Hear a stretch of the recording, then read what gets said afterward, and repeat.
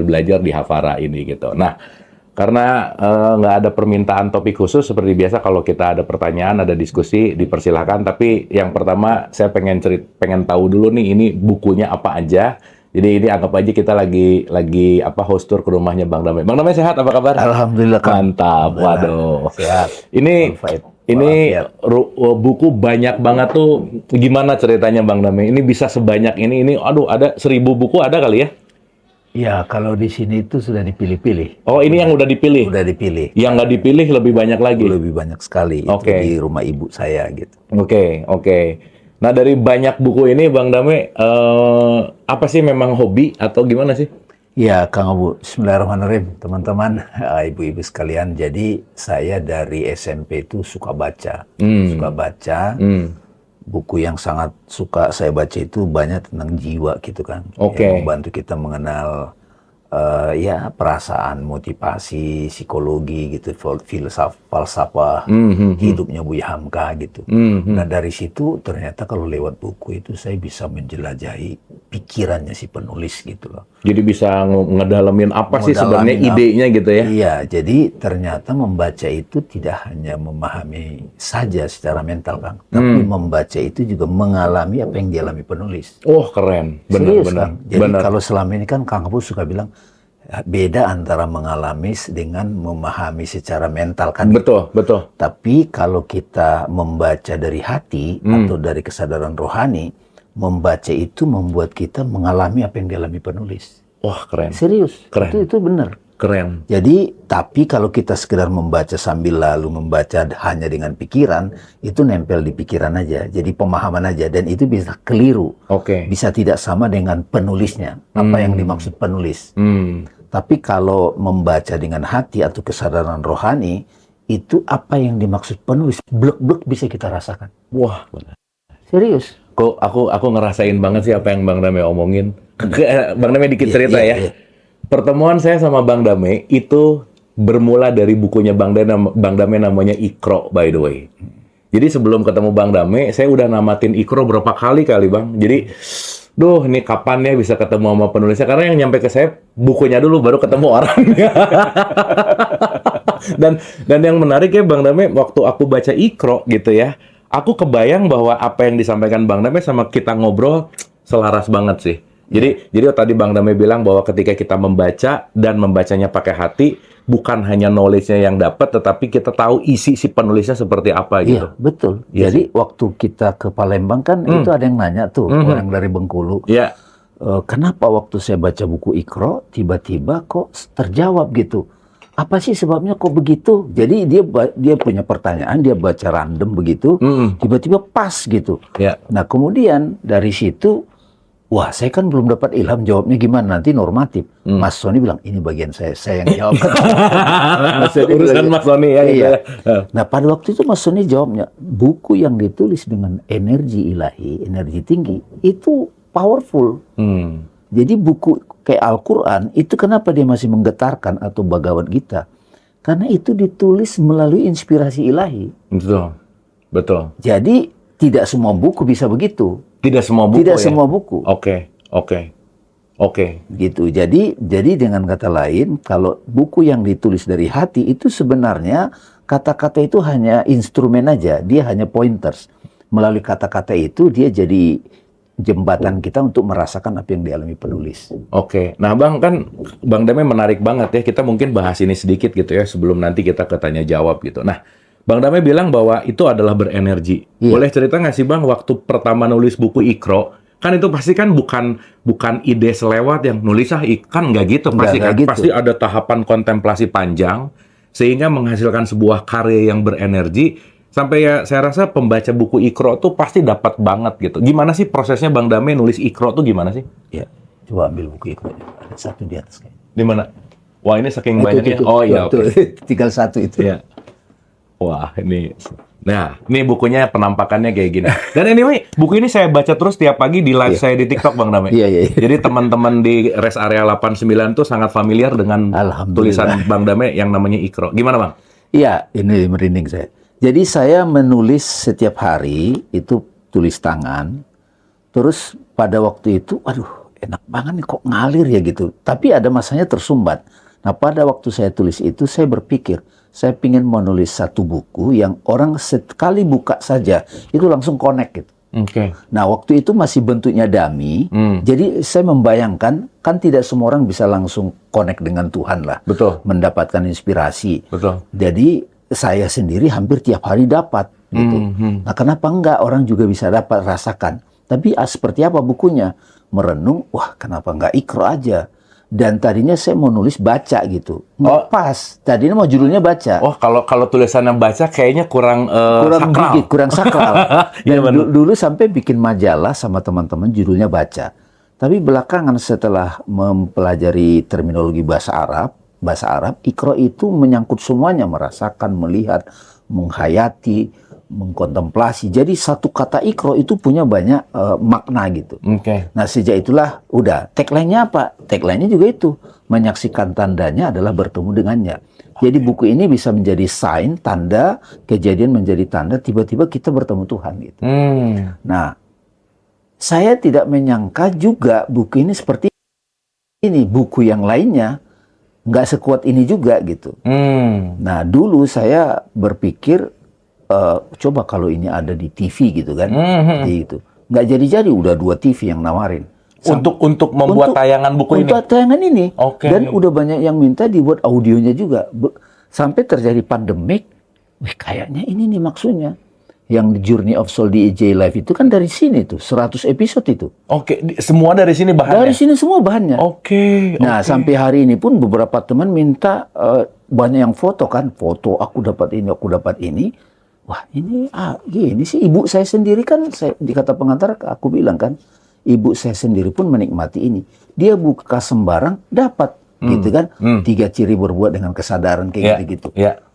Nah, akhirnya ini mau dicetak ulang lagi nih oleh penerbitnya gitu, penerbit. Ada revisi tapi atau Ada revisi, ada revisi. Ya maksudnya kan Bang Dame pada saat itu menulis sama Bang Dame sekarang kan pasti udah different Pasti dong. ada perbedaannya gitu. Jadi pada waktu menulis itu ada buku seperti itu. Ya itu hasilnya jadi ini gitu. Gitu Kang. Oke, nah Bang ini juga menarik ya buat teman-teman Ibu dan Bapak yang menyaksikan ini juga. Ini ada kata-kata yang sangat mind blowing sih. Menyaksikan tandanya adalah bertemu dengannya. Dan itu masih bingung loh Bang Dame. Banyak banget yang masih nanya, sebenarnya ketemu Allah tuh gimana sih gitu. Dalam tanda petik masih banyak yang berpikir ketemu Allah tuh kayak ngelihat gelas gitu. Oh ini Allah gitu. Tetapi kan kalau kita bicara Iqra itu kan bukan hanya baca tetapi mengobserve. Dalam tanda petik bahwa ada tandanya. Ya. Bang Dame sendiri begitu awal bahwa kan gini ya Bang, ini Tuhan beneran nggak sih gitu ya? kan kadang-kadang ini beneran. Pada saat Bang Dame yakin bahwa ini adalah statement atau energi ilahiyah gitu, stepnya gimana sih Bang Dame? Iya, jadi pada waktu kita menyaksikan tandanya itu adalah wajah yang dia pakai agar kita mengenalnya. Oke. Kan ada tanda itu masih bahasa akal, ada tanda, ada yang dibalik tanda. Kayak lihat asap, pasti ada api. Oke. Itu bertanda. Iya. Tapi kalau tanda ini sudah wajahnya, itu Tuhan tahu banget wajah yang pas buat kita, agar kita mengenal dia. Oke. Sebetulnya sama kayak misalnya seorang yang hubungan kekasih gitu kan. Dia selalu didatangin kekasihnya pakai mobil Honda Civic nomor sekian. Oke. Setiap dia ngelihat nomor polisinya itu dia ada getaran. Oke. Karena sudah ada memori tentang mobil itu kaitannya sama kekasihnya. Ini bahasa cinta gitu. Oke. Jadi orang yang jatuh cinta, orang yang berada di state love, itu kan nyatu kan. Pikirannya nyambung, perasaannya nyambung, imajinasinya nyambung. Tapi orang kalau belum nggak ada di state love, pure love itu hati, kadang-kadang suami istri juga kalau sentuhan badan begini nggak ada rasanya kan gitu. Tapi Udah nggak ada rasa udah ya? nggak ada rasanya gitu. Jadi mau apa nggak cincin nikah yang itu nggak bergetar lagi. Oke. Jadi kuncinya itu adalah ketika kita berhubungan dengan siapapun di frekuensi hati, kolbu, itu seluruh ekspresi dia itu wajah dari sang kekasih, wajah Tuhan. Oke. Itu analoginya kalau dalam konteks relasi horizontal. Tapi ketika itu relasi hubungan kita dengan yang tak terbatas kan dia kan tahu bagaimana cara menampilkan wajah, tanda yang tepat untuk yang merindukan dia gitu, merindukan Tuhan gitu. Oke. Jadi kuncinya itu tetap di hati. Jadi kayak kita misalnya saya waktu itu bertemu Tuhan juga dalam nama damai bersamamu, itu lagunya Chrisye. Lagunya Chrisye itu bagi saya itu tetap menggetarkan. Yang aku termenung di bawah mentari, Iya. di antara megahnya alam ini, menikmati indahnya kasih-Mu, ku rasakan damainya hatiku. Itu lagu itu Tuhan tahu banget aku mau tampil ke damai sebagai kualitas love melalui lagu ini. Cocok buat saya. Oke. Mungkin sama soul yang lain nggak cocok. Baru gitu. aku mau nanya, Iya. dua orang yang dengerin lagu yang sama, belum tentu dapat message yang sama Belum berarti tentu ya? dapat getaran yang pas gitu, Saya nyebutnya pas gitu.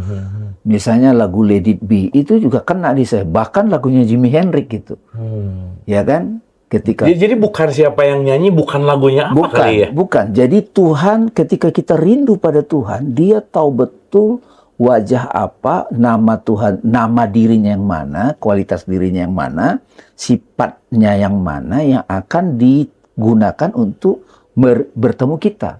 Oke. Kayak misalnya orang yang berhubungan baik itu kan, oh kalau aku pakai baju ini dia pasti kena banget gitu. Kalau aku pakai parfum ini dia kena banget gitu. Kayak gitu. Jadi hubungan dengan Tuhan itu begitu. Saya itu akrab dengan Tuhan, memberi petunjuk lewat paragraf. Makanya sampai sekarang kan saya masih menulis pakai paragraf, tulis tangan gitu. Bang Damai tuh tulisannya dahsyat banget loh, banyak dan rajin gitu ya. Maksudnya Bang Damai tuh nulis terus, dan itu mungkin bagian dari yang pas buat Bang Damai ya? Iya, pas buat saya. Beberapa teman mungkin cocok dengan puisi gitu, melukis gitu kan, juga ada dengan aktivitas, masakan. Jadi apa yang tergetar di hati kita, ikutin aja. Itu bertemu tuh. Nah ini kan juga kita ketemu teman-teman nih. Cuman mediumnya Zoom ataupun TikTok gitu kan, apa aplikasinya kan, alat-alatnya ada. Tapi kalau kita dialognya dari hati ke hati itu pasti ketemu. Oke. Kenapa saya nanya gini Bang Damai? Ini kan pengajian tuh ada yang udah setahun, 2 tahun gitu ya. Terus kemarin tuh ada yang menarik gini, kenapa ya ngaji udah bertahun-tahun tetap hambar, tetap nggak ada rasanya, tetap dia nggak bisa pede terkoneksi sama Tuhan gitu Bang Damai. Kenapa? Padahal ngaji ke Bang Damai iya, ke Mas Sony iya, wah ikutan tarekat ini oke. Sampai kemarin aku diundang ya di salah satu acara juga sama pertanyaannya, bahwa aku udah mencari jalan kemana-mana, guru yang berbeda, tarekat yang berbeda, tapi aku belum menemukan rasa ini. Kenapa tuh Bang Damai? Iya, kita sudah terbiasa dan sudah secara satu paket, kita lahir di sebuah keluarga sudah menjejali kita dengan banyak konsep dogma. Dogma, oke. Ya, itu membatasi kita. Jadi Tuhan itu harus seperti ini. Padahal enggak, itu kita polos saja. Oke. Jadi karena ibaratnya gini loh Kang, saya punya kacamata nih, tapi kacamatanya sudah banyak tempelan-tempelan di sini. Tuhan ada di depan saya nggak jelas. Yes. Jadi itu bisa disebut awan dogma gitu, awan konsep pemikiran gitu. Kalau itu sudah bersih, itu tiba-tiba clear aja, jelas aja. Jadi yang menyebabkan itu kita sudah, kan di Al-Quran juga ada tuh, Tuhan menampil, katakanlah ini cerita lagi, kita udah mati.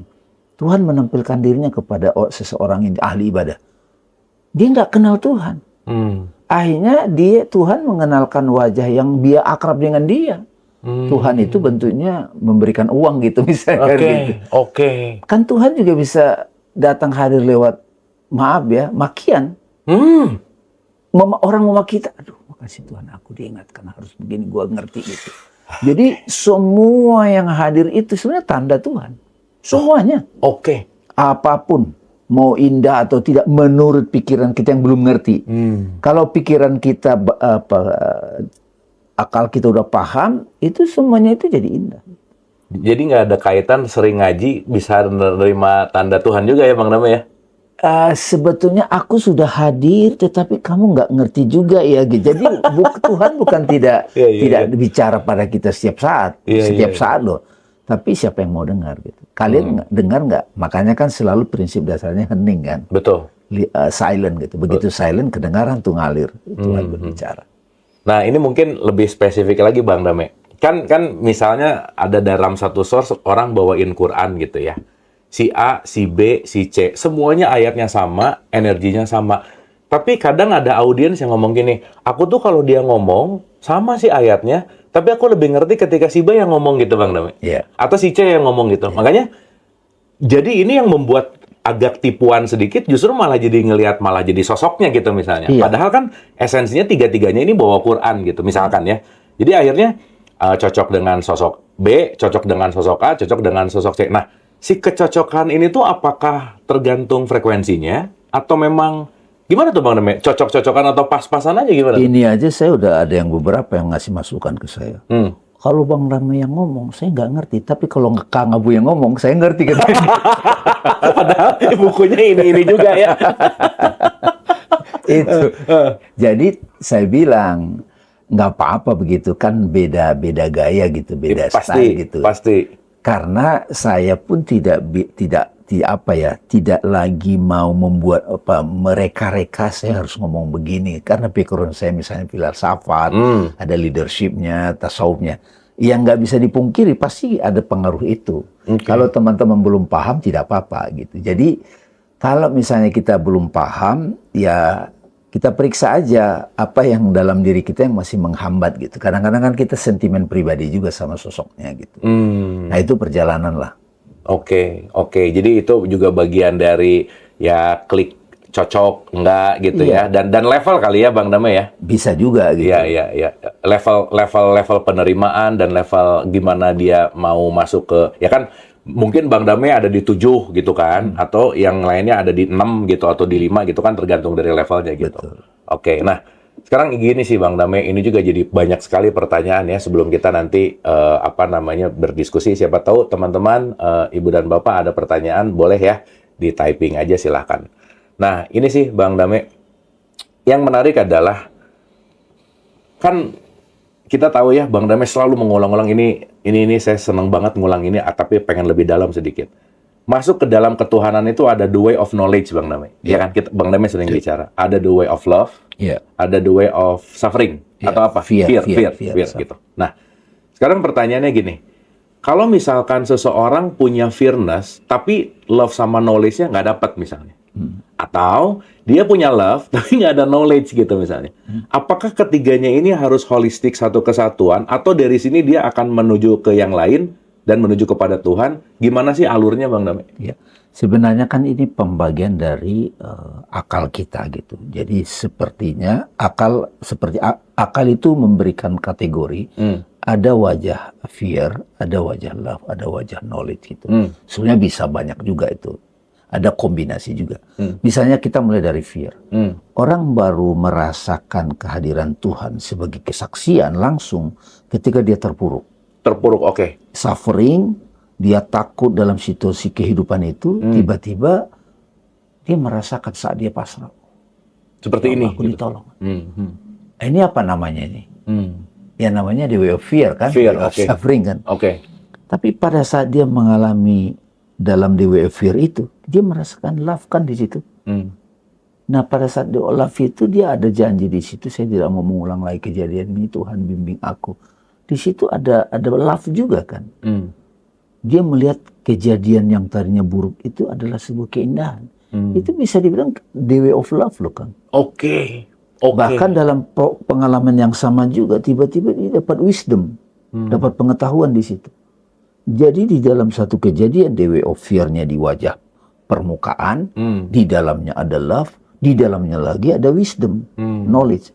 Bisa begitu. Saya sering mengalami itu. Oke. Tapi saya juga janji pada diri saya tidak harus terpuruk dong untuk bisa merasakan Tuhan.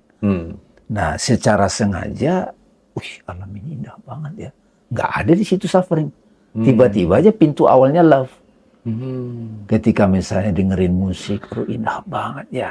Ini nggak suffering loh. Tapi love.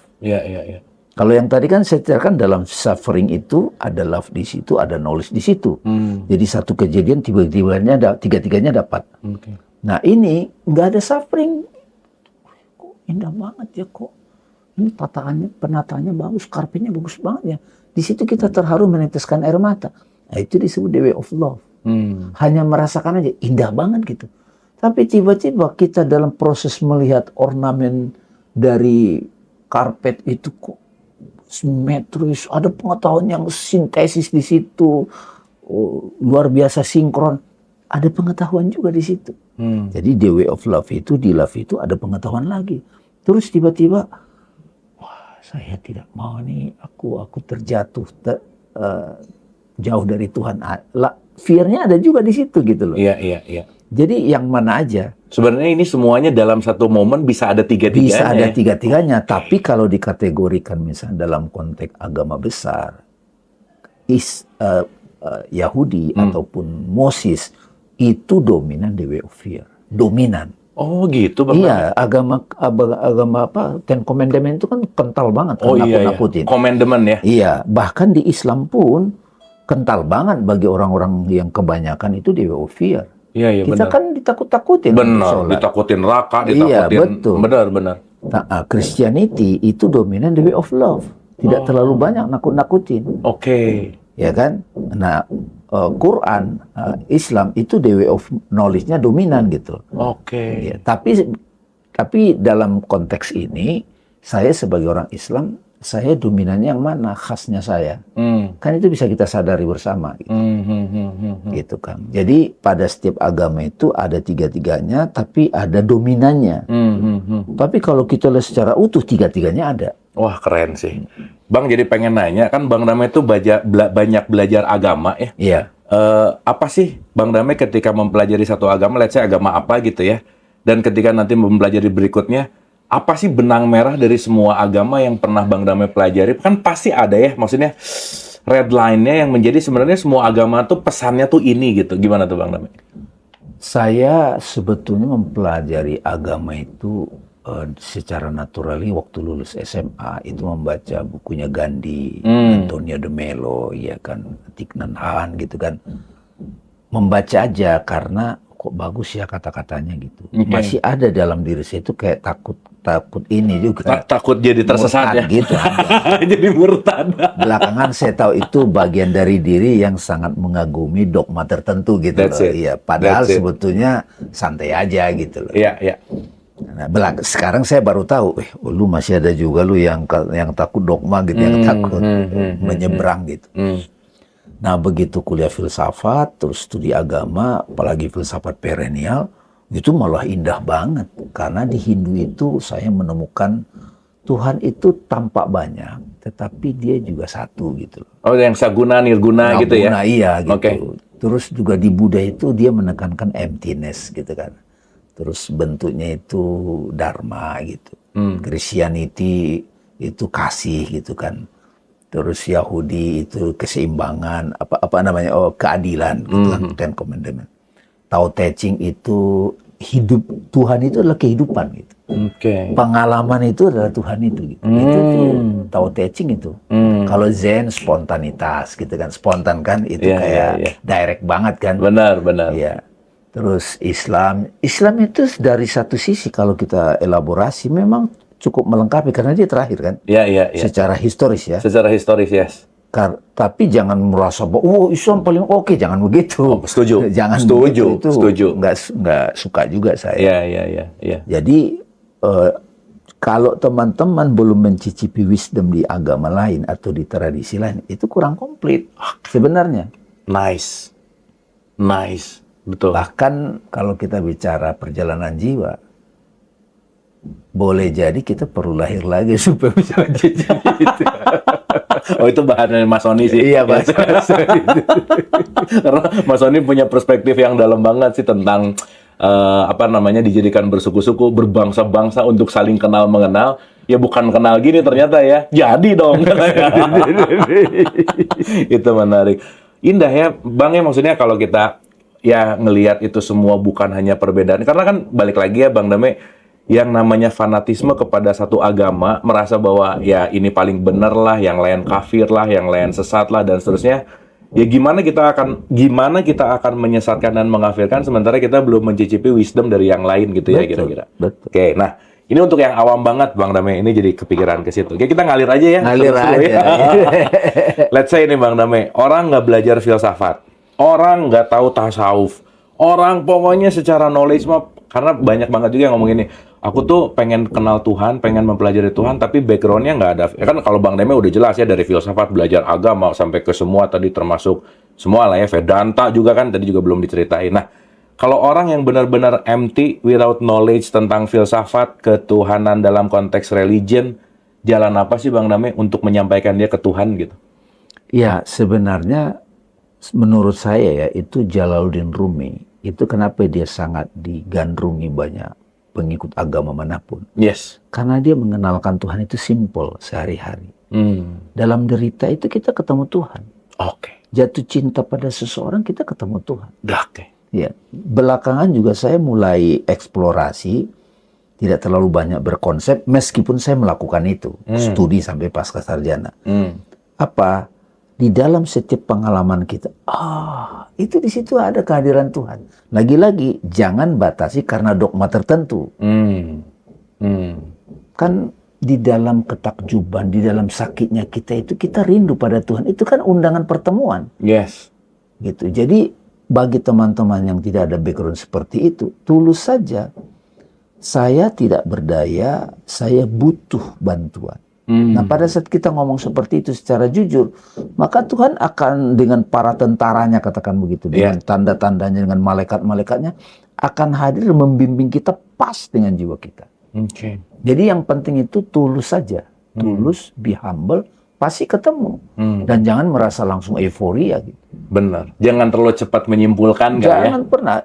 Coba siapa sangka kita ketemukan? Benar sih. Iya kan? Benar banget. Siapa sangka misalnya saya ketemu kayak guru muji gitu.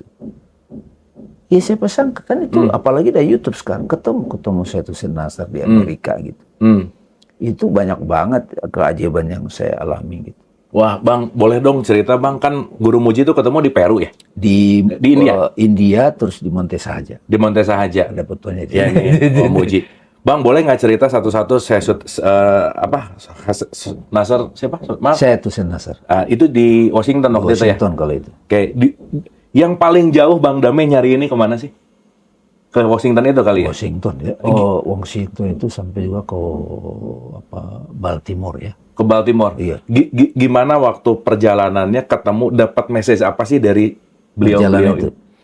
Iya, sebetulnya sama seperti ketika juga saya ketemu Mustafa Bisri, Kiai Haji Mustafa Bisri kan ketemu juga, terus Profesor Quraisyab. Cuma kalau itu jalurnya intelektual.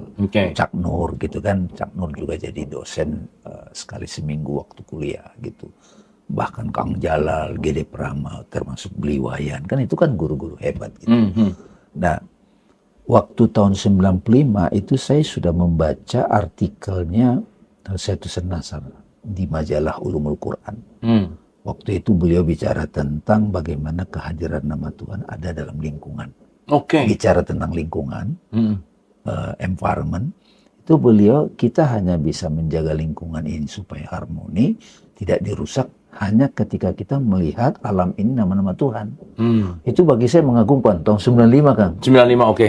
Kang, usia berapa tahun itu? Nggak ingat. Tapi yang jelas udah lahir. Udah lahir ya. Nah itu saya SMA lah. ingin sekali bertemu beliau. Nah takdir membawa perjalanan kuliah, mungkin disiapkan Tuhan juga. 2011 baru bisa bertemu di Toronto. Ketemu langsung? Ketemu langsung. Ngobrol langsung? Ngobrol. Beliau ini akademisi? Akademisi sekaligus guru. Oke. Syekh juga, beliau itu syekh. Kan bukunya banyak, Garden of Truth. Banyak tokoh-tokoh dunia itu berguru pada beliau. Tetapi sangat menekankan aspek knowledge.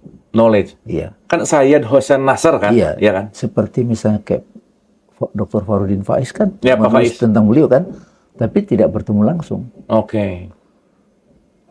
Iya, jadi saya dapat berkah bertemu langsung. Nah, dari pertemuan itu pelajaran yang paling penting apa yang Bang Dame dapat? Yang paling saya dapat adalah satu kata tradisi yang salah pahami oleh orang selama ini sebagai budaya.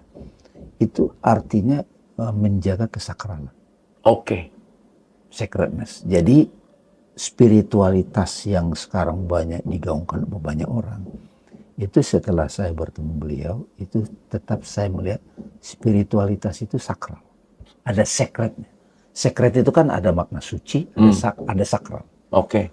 Nah, di mana apa yang menjaga kesakralan itu? Sebetulnya agama, kan? Syariat agama. Syariat itu kenapa penting tetap ada? Karena ada sakral di situ.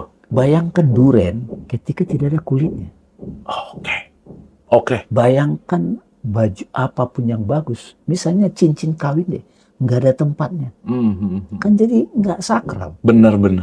Jadi lewat beliau saya jadi ini profesor MIT Harvard, tapi dia sangat Humble. menghormati syariat, Wah, sangat humble. keren. Serius. Keren. Itu bikin saya ini. Apalagi kan kita belajar sains, fisika kuantum. Wah, iya dia biangnya. Beliau biangnya. Itu bikin saya bertekuk-lutut. Nah, fase berikutnya, tapi kan susah untuk nyampe ke situ saya. Saya pribadi ya, atau yang lain. Nah, gimana nih orang-orang awam? Nah, disitulah saya merasa saya perlu menurunkannya. Itulah saya ketemu Muji. Oke. Muji lebih rastafara kan dia. Santai, Muji santai Bang Damai. Santai banget. Tapi kalau Syed Husain Nasr itu kan Islam. Kalau Muji base-nya Dia tidak ada pembahasan kalau itu. nggak ada religion dia ya. Tidak disebut begitu, nggak relevan lagi. Oke. Bertanya begitu nggak relevan. Oh. Tetapi basisnya itu Vedanta. Basicnya Vedanta. Vedanta. Oke. Sama dengan Rupert Spira kan. Rupert Spira kan dia juga belajar Rumi, tapi basisnya sekarang Rumi, Ibn Arabi, Vedanta gitu. Bang Damai sadis ya guru-gurunya ya. Cocok ke situ. Dan ke Washington lah, ke Muji lah, Rupert Spira, Bang Damai rajin banget juga dan luar biasa. Nah, kalau tadi di Syed Husain Nasr itu kan dapat tentang sakral, kalau di Muji dapat apa Bang Damai? Di Muji itu saya di situ mengalami emptiness. Emptiness ya. I am awareness itself. Jadi waktu saya retreat di Monte Sahaja itu, namanya Himalaya tempatnya itu. Itu kita bertemu Tuhan itu dalam diam, kan? Bukan gunung tuh. Oke. Jadi makanya kan ingat waktu kita di Palembang. Kang Kamu kan minta saya yang terakhir kan. Iya. Ini gestarnya sebenarnya Bang Damai kan. Iya. Ingat nggak saya ajak orang bertanya who am I? Itu sakral. Yes. Ketika aku tidak berpikir, kan lama terdiam itu. Betul. Lama banget. Benar. Nah, itu di sana itu saya lama banget. Oke. Itu di sana itu retreatnya itu beneran. Saya meyakini haji itu maksudnya itu. Haji sebetulnya. Haji itu maksudnya retreat bareng gitu? Haji itu tujuannya mengalami yang tadi saya alami di Monte Sahaja itu. Oke. Ya wukuf kan? Wukuf. Betul nggak? Wukuf. Wukuf itu. Tapi wukuf sekarang nggak gitu sih. Makanya wukuf yang sekarang itu tidak. Ya mungkin ada secara individu, ada yang mengalami. Iya. Tapi kan kalau dia tidak ada basis pengetahuan, dia menganggap karena tempatnya, karena bukan. Padahal itu kan kita dibawa agar kita sama-sama mengalami ketunggalan. Kan juga ambience kan ya Bang Damai? Iya, penting kan ambience kan? Membantu, iya. Membantu kan? Dan sekarang kan kalau saya diajak misalnya kalau kemana ke daerah itu saya sering mengulang kembali itu mudah banget. Jadi di alam itu. Orang kan tadabbur alam kayak sibuk pomnya. Kalau saya karena bernapas saja itu tiba-tiba kita kok menyaksikan lagi semua ini satu gitu. Oke. Tauhid. Nah itu di sana itu dialami dengan mudah. Makanya kan orang yang nyampe ke sana itu ada juga tuh cerita-ceritanya, ada yang rumahnya kebakaran macam-macam sehingga kesana itu betul-betul sudah empty. Udah ready ya Bang? Udah ready, empty. Kosong dan di sana udah cukup sekali udah. Wah keren. Kamu tidak perlu berkali. Nah, tidak menciptakan kultus juga Kang. Muji? Tidak. Jadi nggak harus ngikutin? Nggak ada itu. Dan nggak bayar. Oh gitu? Nggak bayar. Kesana itu nggak bayar saya. Saya biaya sendiri ongkos ininya aja, tiket. Di sana itu everybody welcome Bang? Udah. Wah keren banget. Bahwa ada orang itu tiba-tiba karena merasa tertolong dia donasi kan urusan dia kan. Ya udah donasi kan. Saya waktu itu ya ada bayar sama sekali. Don't service banget. Bagi saya itu benchmark pelayanan Dharma itu begitu. Bakta. Itu berapa lama? 10 hari. 10 hari? Wah, di kita retret 3 hari aja udah pengen balik ya. Mama pengen pulang Pengen kalau udah pulang. 3 hari retret. Saya merindukan juga itu, yang nggak tahu ya, teman-teman kayak Kang Abu bisa bareng-bareng, seru banget. Oh, pengen Bang Dame. Iya. Kalau yang di Peru beda, bukan? Peru beda, itu kan Machu Picchu, itu saya tidak ke situ. Oh, oke. Itu Machu Picchu kan. Oke. Nah, di Maroko beda lagi, itu ziarah. Kali itu ziarah makam-makam wali. Oke.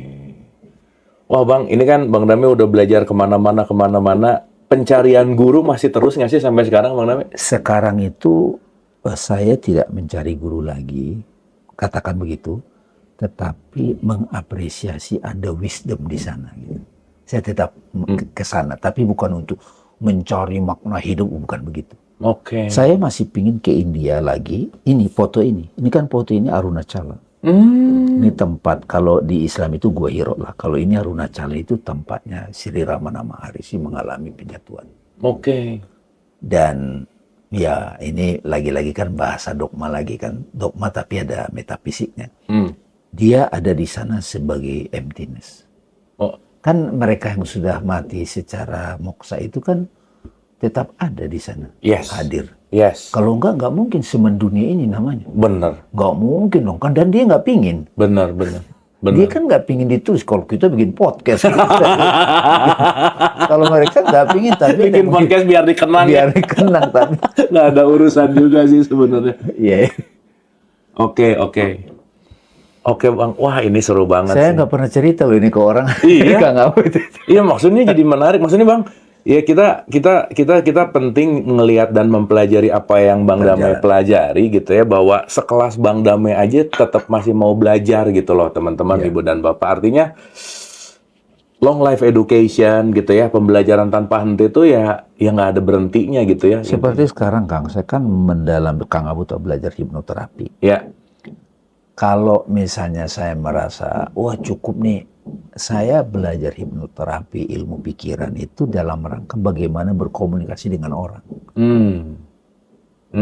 Ya kan, orang kan banyak tidak langsung bicara agama kan. Kalau filsafat semuanya rumit, bagi orang rumit. Oke. Dengar kata filsafat itu udah grogi. Oh, udah langsung tuh. Tapi Hektik. begitu kita bicara jiwa yang seperti ini, makanya Kang Abu tahu kan saya mengenalkan 7 derajat jiwa itu di mana-mana dulu. Wah, udah itu. Jurusnya Bang Damai aja. Belakangan mulai ya bahasa sains gitu. Ya itulah hipnoterapi. Persona-persona di diri kita itu ada persona, ada ego gitu kan. Itu banyak wajahnya gitu. Nah, ini juga dalam rangka itu. Tapi kalau ini saja, kalau tidak belajar akunya, sang aku, terkesan kering. Tapi sebagai sistematika itu saya pakai. Ibaratnya kayak aku berkomunikasi kepada kamu, aku pakai bahasa ini biar nyambung. Iya. Dan ini menarik sih, tadi sebelum kita ngobrol ada yang disebut family constellation gitu ya, menyembuhkan luka batin dengan menelusuri akar permasalahan keluarga. Iya. Nah, Bang Damai, dikit ya, belok dulu ke sini sebelum nanti aku mau ke hipnoterapi, dikit lagi aja. Seberapa besar sih pengaruh keluarga terhadap luka kita, dan gimana kita supaya tidak berputar di luka yang sama? Mungkin nanti boleh dikaitkan dengan hipnoterapi, kayaknya salah satu jawaban untuk ini deh. Iya. Gimana Bang Damai? Ya, jadi saya begitu belajar tentang diri dan lapisan-lapisannya dan apa yang terjadi dalam hidup saya dan relasi-relasi saya dengan orang-orang terdekat, yaitu keluarga. Di situ betul terlihat jelas drama penderitaan yang saya alami ini terkait banget sama bapak saya misalnya. Jadi di diri saya itu ada emosi bapak saya. Bang Damai ngerasain itu? Ngerasain Iya banget. sih, Dan benar aku sih. tahu luka ayah saya itu. Meskipun nggak cerita misalnya. Aku ngelihat waktu kecil. Oh, oke. Kan tidak terlalu ini kan, nggak menganalisa kan. Iya. Lagi teta tuh ya, lagi beneran nerima. Waktu itu saya udah SD, tetapi saya mendengar drama itu Oke. pada ayah saya misalnya Oke. dan ibu saya. Ternyata itu ada yang saya ulang cerita itu. Cuma sekarang bedanya saya sadar. Oke. Saya sadar untuk mengobservasi ini dan saya tahu ini bagian diri yang perlu saya peluk. Oke. Dan sekarang pun Kang Abu, luka ibu saya ada yang saya lihat masih diteruskan oleh saudara saya juga. Diwariskan ya? Nggak sengaja diwariskan, tapi sistemnya begitu. Oke. Mungkin nggak, ya gimana ya? Ya itu mengalir kali ya, Bang Damai. Iya, kalau bahasa Rupert Spira kan semuanya tunggal, itu Iya. agak rumit kalau Iya, itu langsung terlalu direct banget sih. Ya kalau Rupert kan nyebutnya itu ada air, di situ ada pusaran. Inilah seorang ayah, seorang laki-laki, ini pusaran lagi.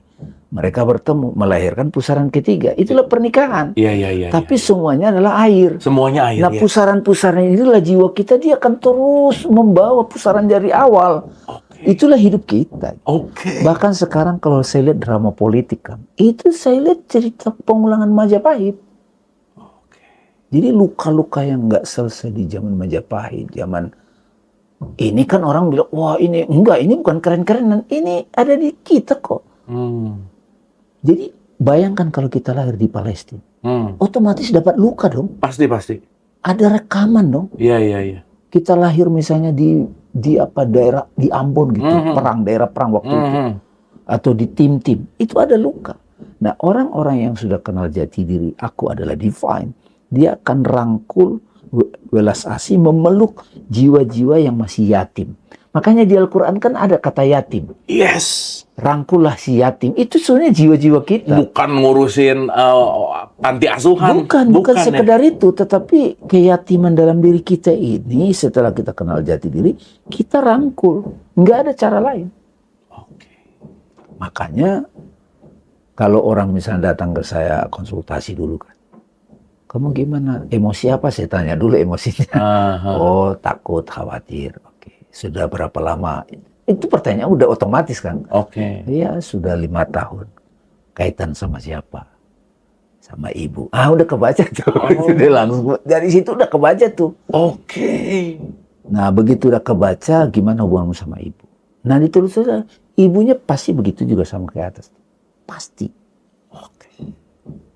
Dan untuk nih menyembuhkan dari perspektif Bang Damai, tadi Bang Damai kan bilang bahwa Bang Damai sadar betul ada dari ayah yang dibawa, tapi Bang Damai sadar gitu. Iya. Makanya dipeluk lah. Gitu. Dipeluk. Nah, sekarang untuk orang yang let's say belum ngerti gitu Bang Damai, stepnya untuk bisa ngerti ini gimana sih?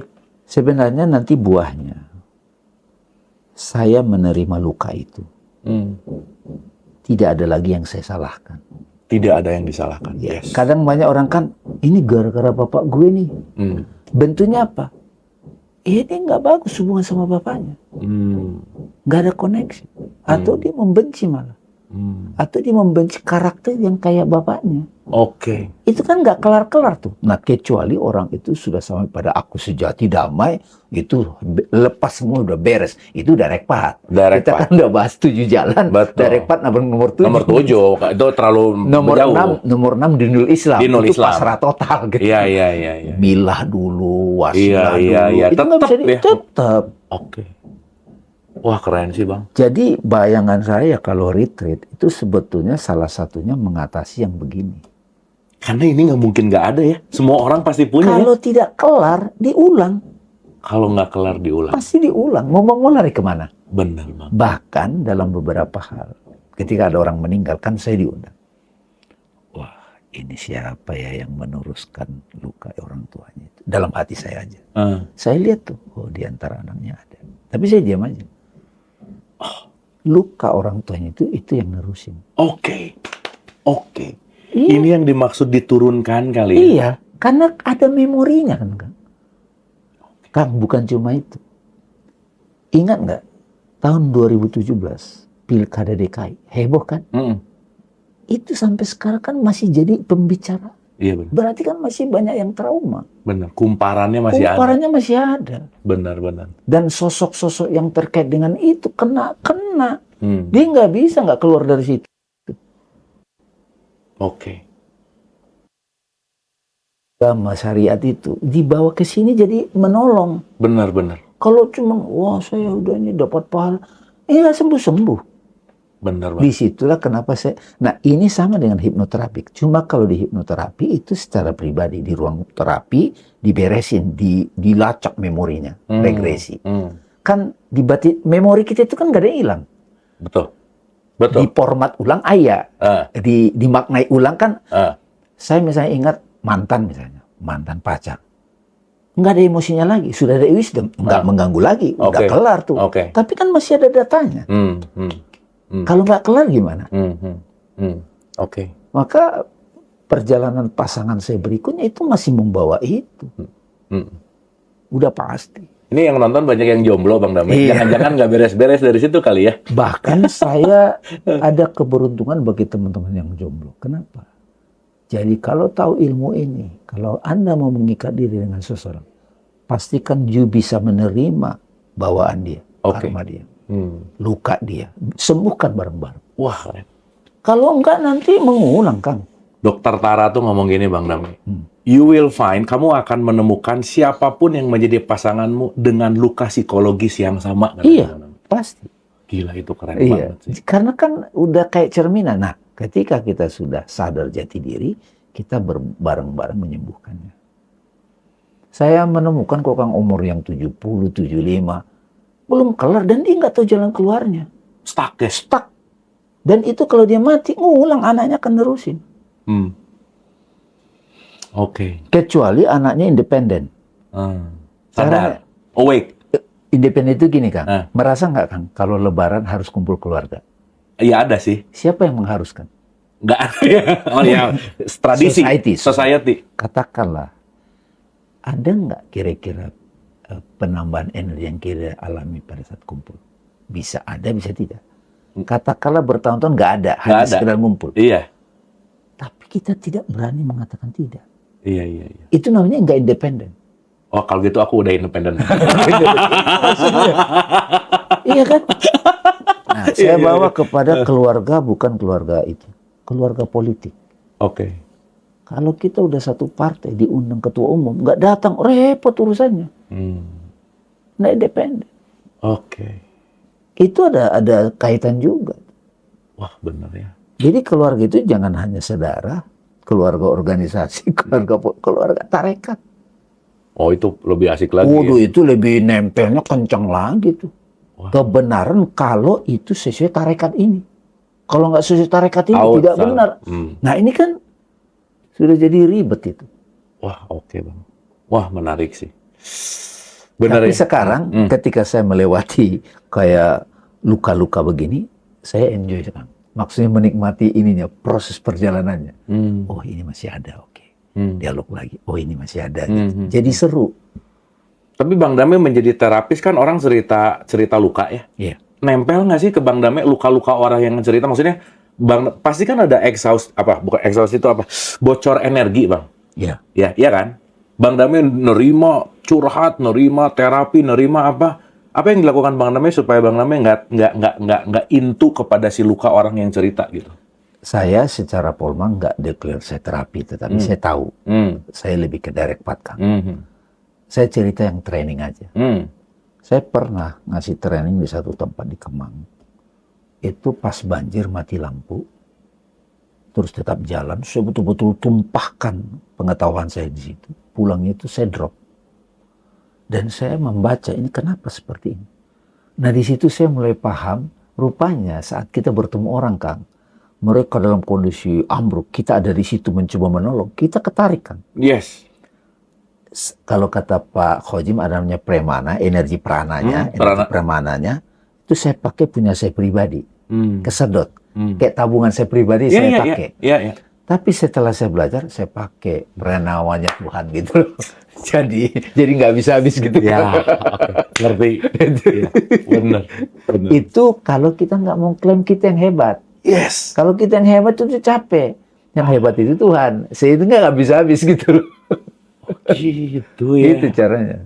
Jadi tetap fresh. Bener Bang. Wah itu keren sih. Itu keren sih. Wah menarik sih Bang Damai. Ini conversation yang praktikal ya. Praktikal langsung. Sebenarnya saya lebih suka begini. Yang dialami. Lebih gitu suka kan. begini Kang. Iya maksudnya nggak topik yang gimana. Tapi kan ini kan perjalanan gitu ya.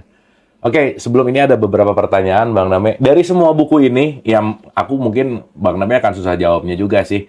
Cuman, the most inspiring yang, let's say top 3 ya, Bang Damai dari semua buku yang beneran, Bang Damai begitu baca buku ini, this is the one, this is awaken. Apa Bang Damai?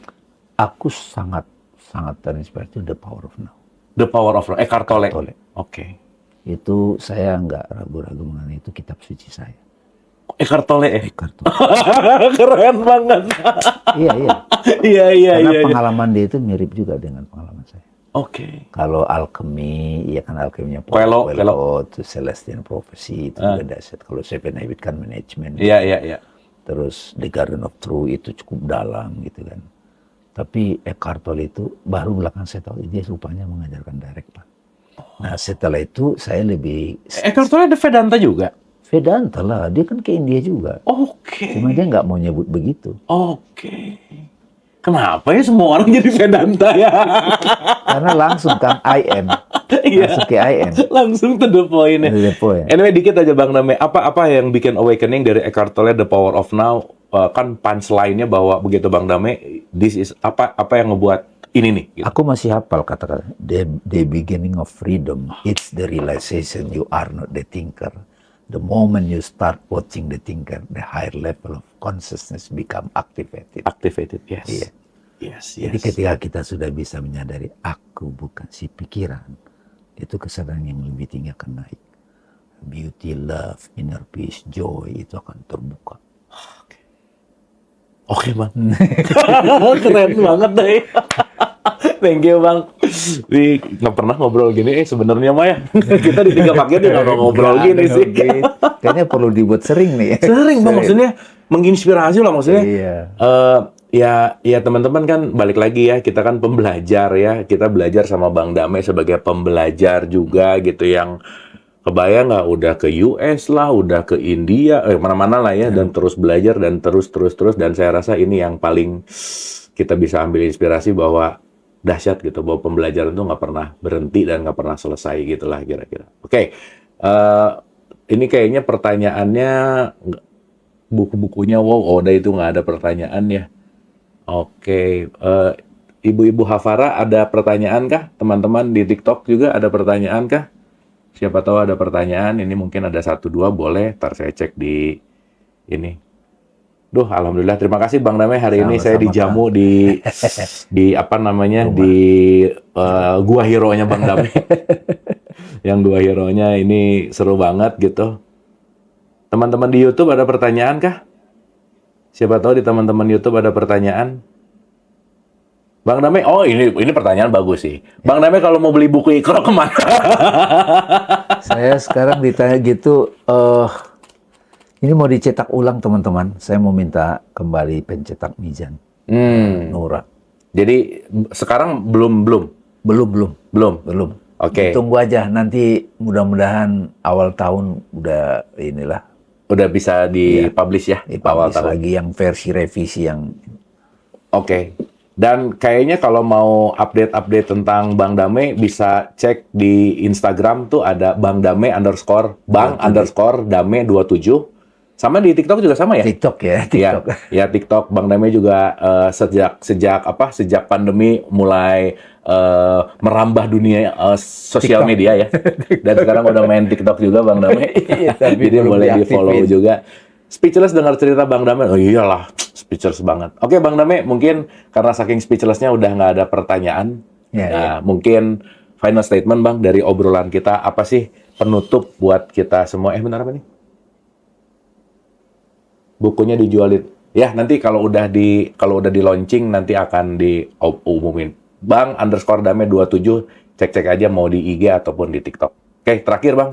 Final statement untuk obrolan seru kita di siang hari ini, silakan. Makasih Kang Abu. Kang Abu salah satu sahabat yang hadir dalam perjalanan saya, yang menurut saya persahabatan kita itu saling belajar dan juga mudah-mudahan bisa memberi dampak dharma gitu. Dan Tuhan selalu kita alami setiap saat sebenarnya. Cuma kita nggak aja.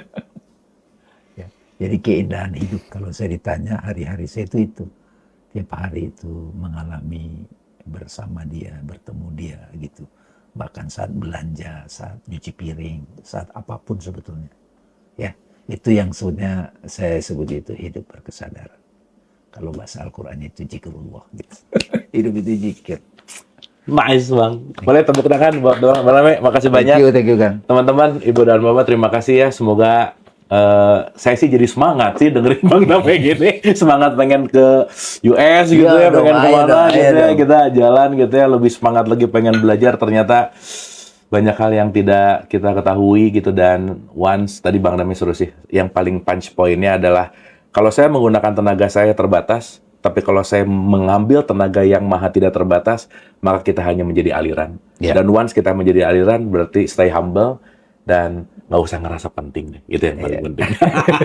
Thank you teman-teman, terima kasih ya. Hatur nuhun, terima kasih, terima kasih. Oke, ibu-ibu terima kasih. Semoga ada sesuatu di obrolan kita. Terima kasih semuanya. Hatur nuhun. Aduh maaf ya hari ini kita nggak foto-foto ibu-ibu karena ini. Wah, Nah ini juga lagi pada nonton bareng tuh, lihat ada Bu Tina, ada Coach Kang Adam Dani. itu, Coach Iya, Adam. iya. Thank you ya, terima kasih ya. Sampai ketemu ya. Sampai ketemu di obrolan-obrolan seru kita berikutnya. Hatur nuhun, dadah semua, terima kasih. Terima kasih, hatur nuhun, bye-bye, thank you. Terima kasih, oke.